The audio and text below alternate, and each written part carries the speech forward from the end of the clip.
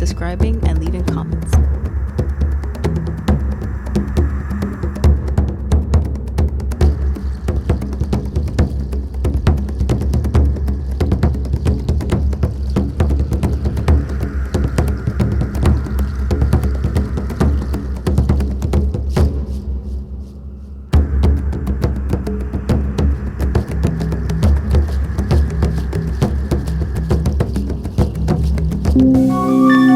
Today, on the other side, somewhere in the dark or waiting in the wilderness, they're out there. It's right here.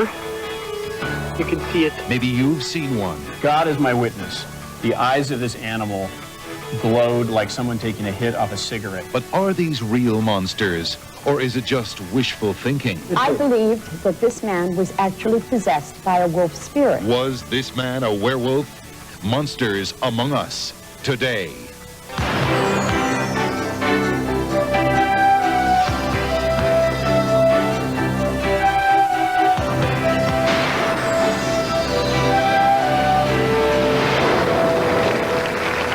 And welcome to The Other Side. Monsters. They scared us as kids and intrigue us as adults. Now, how do we define one of these monsters? Something big, something hungry, and something science can't explain. Well, today, we're going to meet some people who are convinced that there could be some nasty things fitting that definition, lurking near your backyard. Sound crazy? Well, you haven't heard anything yet. Stay with us as we explore Monsters Among Us on The Other Side. Later on The Other Side. You can see two eyes looking right out of this darkness. This man saw something in the forest, but was it really a monster? Stay with us.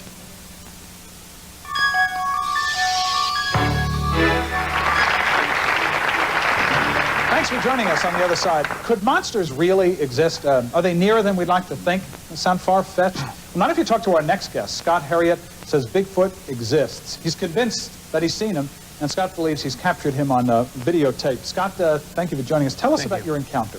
Well, first of all, I just want to clarify the video I'm going to show you was actually shot by the guy I was with.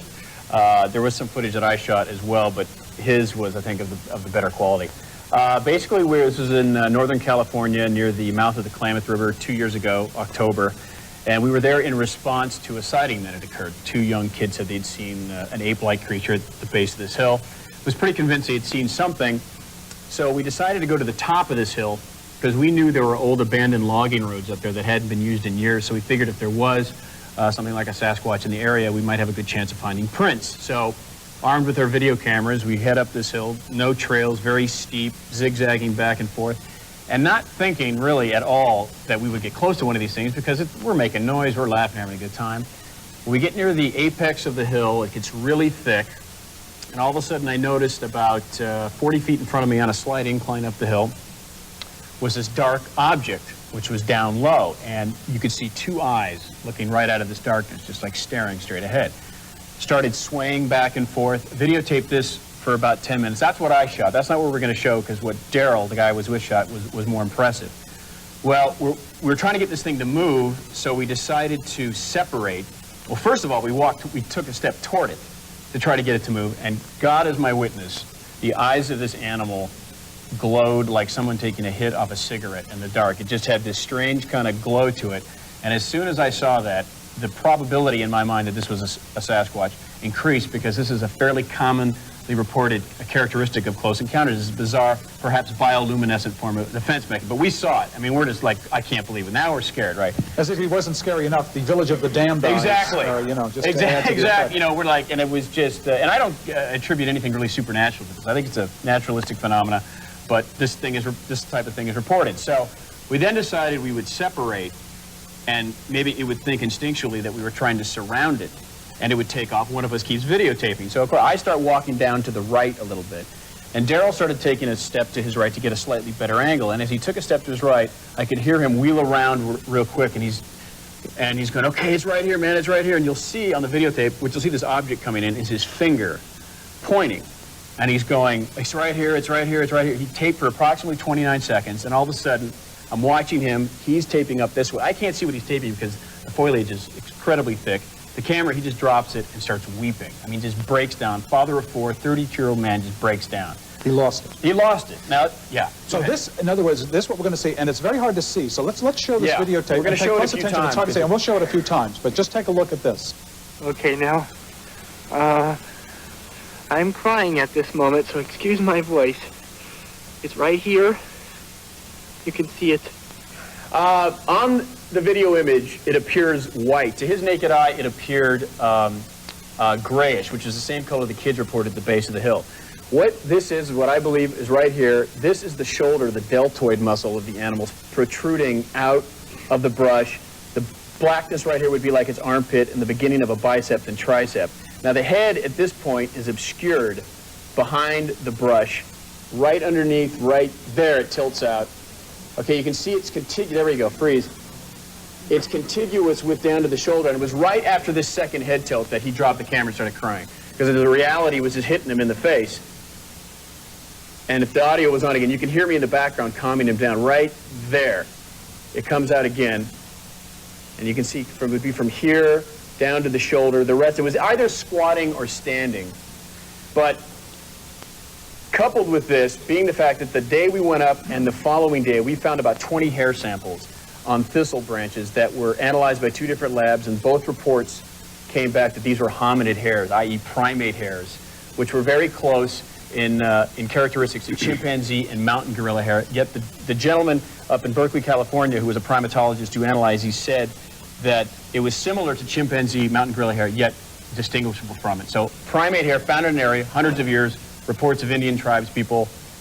That's why I think in all probability that was a Sasquatch. Well, Larry and Doris Lund, you've been tracking Bigfoot for 20 years. Now, we have, I guess, an artist's rendition of Bigfoot, like the creature actually that we're talking about. Basically, if you talk about Bigfoot, the main thing is the Patterson film shot in Bluff Creek, California on October 20th of '67 shows a female that is frightened and scared and gets up from the creek and starts walking away, as Roger Patterson and Bob Gimlin rode up on their horses. Immediately gets off the horse and actually is thrown off his horse, grabs the camera, and filmed that footage that you see. It's 952 frames, and it's a female. And as she walks away... How do you know it's a female? As she walks away, she turns to look back, and she's walking at a fast pace. Her breasts swing over, and they actually roll and undulate. Now, this is 1967, and there wasn't technology for making movies outdoors like that. The people at Universal agree. In fact, I just want to add to Larry's point there. I remember, and John Green, who's one of the best experts in this, he had gone down and interviewed the man at that time who was like the #1 guy in Hollywood who would dress up in ape costumes. His name was Janos Prohuska, and he showed him the film, and it was his opinion that it was not a guy in a suit, because he felt if there's a suit that good, I would know about it. And also, if you see the computer-enhanced photos of the Patterson film later, where it's walking away, you see the back of this being, whatever it is, it's so tight. And Gimlin, to this day, who's still alive, claims he could see the muscular movement underneath the skin, and he was convinced right at the outset that it was not a man in a suit. Now, Doris, you got into this young. You felt you had an encounter with Bigfoot as a little girl, right? Right. I was 12. Was he Littlefoot then? Yeah. Sorry. No, in fact, it wasn't till a few years ago that, since he's been into this, that it finally hit me that something was there. In other words, it's only now there's your current interest in Bigfoot, and reflecting back, you feel like you had an encounter. So this is obviously a passion. You brought some other physical evidence. What have you brought? Well, I brought some hairs, which I don't usually put much stock in, but this is a visual effect. These are hairs that were taken in Oregon, and they're presently being tested by Dr. Henner Fehrenbach of the Oregon Primate Center. More than likely, they'll come out to be elk hair, bear hair. But what they do is they're very coarse and quite long. We know they're not human hair. Most of the time, the reports come back that they are some animal in the area. Okay, but so you have to try. You have to pick them up. Yeah, that's right. Yeah. But the Patterson creature we were just talking about, this is one of the calves that was taken out of the creek bed there. It's 14.5 inches long. And the creature was estimated to be, by the film itself, to be about 6.5 foot tall is all. People say, oh, 10, 12, 14 feet. No, the main one is the Patterson film, and it was 6.5 feet tall. Okay. This is one that my wife Doris and I took a year ago in October off the Oregon coast. Scott, 2 days later, was down there performing in Oregon and came up and saw where we took these from. We were called by Bigfoot Central up in Bothell, and he asked me to go down and check on these. We were taken there by a logger way up in the mountains. It was in very hard-packed logging road. They were 1.25 inches deep into the ground.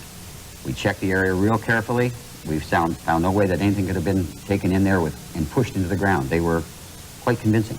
Okay, pretty persuasive. And this one is just for comparison to show you. We have 90%, I would say, of the people that call us are trying to hoax us and trying to get us going.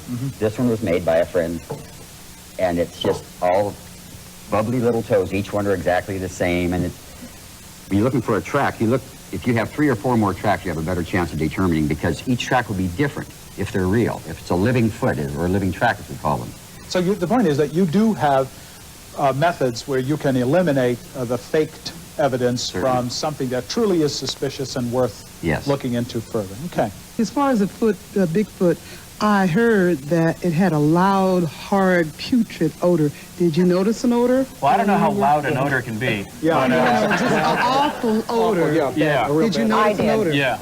I did. In your childhood encounter with Littlefoot, even then he smelled, so... Yeah.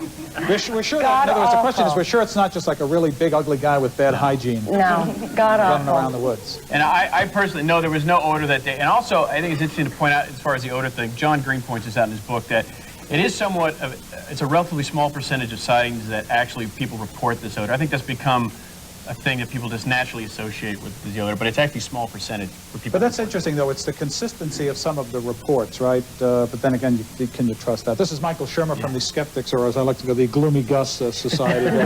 Well, now, just to show you that we're not deniers and curmudgeons, the difference between this and, like, say, the psychics, which can't be true unless the laws of nature are quite different than what we think they are, these things actually could be true. The problem is that people have been finding weird and strange beasties for centuries, but by now, we've found all the big beasties. People aren't finding big, large mammals and primates anymore. The problem is not that, it's encroaching on their land and killing them. That's the real problem. So let's look at these for a second. In the case of the Loch Ness and other sea creatures, we have to remember the influence of waves. Let's say 2 boats go by, and the crest of the waves interact such that the 2 of them together are higher, and so you get this sort of. You think that photo we saw was 2 waves? Well, I don't know, I'm but skeptical about that. It could have been, and let's not forget too, schools of fish traveling in hundreds of them together could create the effect of a long cylindrical body that looks like it has scales moving along. Or it could be the 8-foot beaver. I mean, it just could be the 8-foot beaver. That would scare me even more than that. But it is a fascinating, the assumption is that our world is now so known, all of the topography, the surface of the earth is so charted and known that it doesn't seem plausible. That's sort of your area of cryptozoology, that things could continued to be undiscovered. But especially California and Oregon. That's wrong. Can I go ahead. We were talking about this before the show, and it's my understanding, I've heard this is another Bigfoot researcher, so I'm assuming what he's saying is true. He had checked with the FAA, and apparently, according to him, the FAA knows that within the Pacific Northwest region, there's some 70-odd aircraft they know, in all probability, are downed in the woods, but we don't know where they are. Since World War II. And they're not moving. So we know they're there, why can't we, Yeah, that's a good point, though, Scott. In other words, the assumption is, that's what I was driving at, the assumption is that we sort of know every square inch of the globe, but that may not be fair, really. That's true, sure we don't, but that's a negative argument. That's saying you can't prove to me that they're not out there. Well, sure, of course I can. Yes, and your response is? Therefore, my response is, if this was a courtroom and I was the judge, I would say, thank you for all the circumstantial evidence, where's the body? There, could I say one thing on that before he gets away from it? Sure. He made a misstatement. He says we found all the animals. Since 1992, we have 3 more mammals. Quadrupeds. Well, I know. The Vuklong ox is a deer this tall with gills, and I have the footage. I have film of this one. A deer with gills. They look just like gills. When they breathe in, it goes evidently through its mouth and nose, and when it opens these up, it evidently exhaust coming out. So we have this now. It's like really semantics. It's like really semantics. Really, the argument is semantics, because we don't have enough evidence to convict, to use your metaphor, but yet there's still a sense of wonder out there that we don't know. This is cryptozoology is one of the more exciting areas, I think. But see, there's a psychology of going out to find something. Often these things are seen by people who are out looking for them. It lends itself to misuse of scientific investigation. Yes. Okay. Well, a fantastic beast is one thing, but what about a man who claims he turns into a wild animal? We'll meet a self-proclaimed werewolf when the other side returns.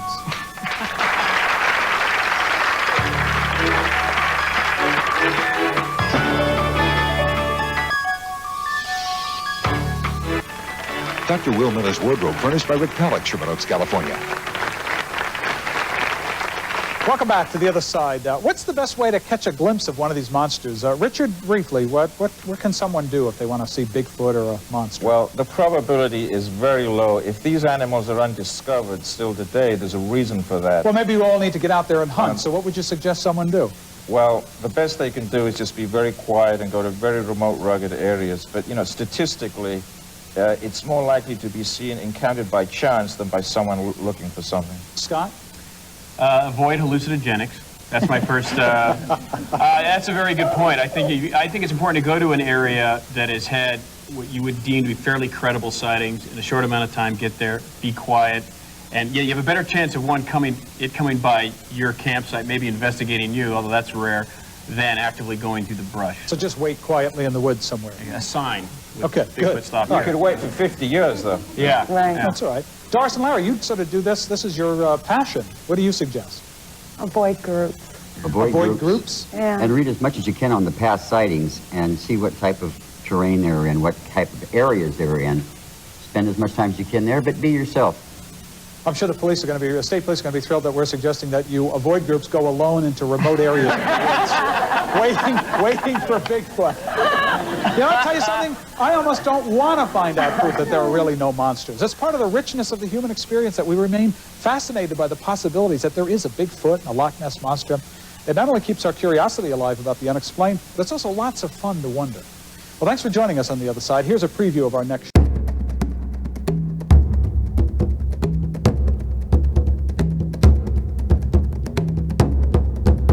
If you're enjoying all this rare and unique content, please show your support by subscribing and leaving comments.